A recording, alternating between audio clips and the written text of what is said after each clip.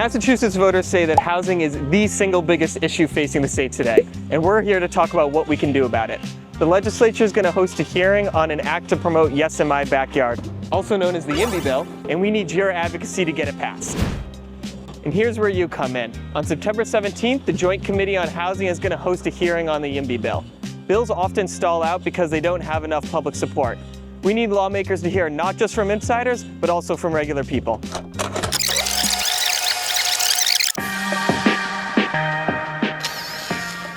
Hi, I'm Mike Kreisberg, Policy and Advocacy Manager at Abundant Housing, Massachusetts.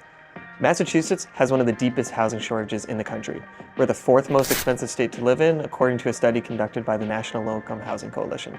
For decades, we've simply not built enough homes that match people's budgets and needs.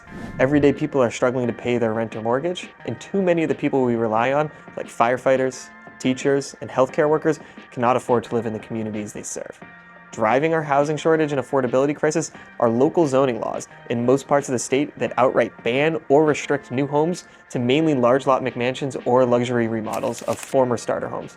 Duplexes can only be built on 38% of the state's land, three-family homes on 7% of the state's land, and apartment buildings with 4 or more homes can only be built on 4% of the state's land without a special permit. When more affordable home types are largely illegal to build, it should come as no surprise that housing is so expensive. This is why we need to pass an act to promote Yes in My Backyard. It builds on recent efforts to increase housing choices like the MBTA Communities Act and the Affordable Homes Act. Here's what's inside. It allows up to 5 homes on all lots served by water and sewer, with allowances for reasonable local regulations, and it allows up to 3 homes on all other lots, again, with allowances for reasonable local regulations. It lowers construction costs and increases flexibility for home builders by removing wasteful minimum parking requirements. It legalizes homes on smaller lots by removing minimum lot size requirements. It encourages climate-friendly development by making it easier to split an existing lot and then build new homes on the smaller lots. It legalizes apartments around public transportation statewide. And finally, it limits the ability of municipalities to adopt overly burdensome septic regulations that unnecessarily prevent new homes from being built. And here's what that means for everyday people. 1. Affordability. More homes built puts downward pressure on rents and home prices. 2. Economic growth. Workers can live near the businesses that need them, town centers benefit from increased foot traffic, and a growing tax base supports key programs to keep our cities and towns running. 3rd is choice. Families don't have to choose between living close to jobs or schools and affording a home.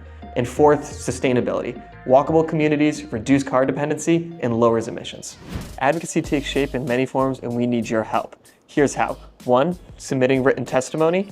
2, signing a joint letter. And 3, sharing and tagging AMA on our social media. And if you're not sure what to say, we've created a resource packet linked on our website, which has testimony templates and common talking points. Thanks for watching. For more information and how to get involved, visit abundanthousinggma.org. Now, let's make Massachusetts a place everyone can call home.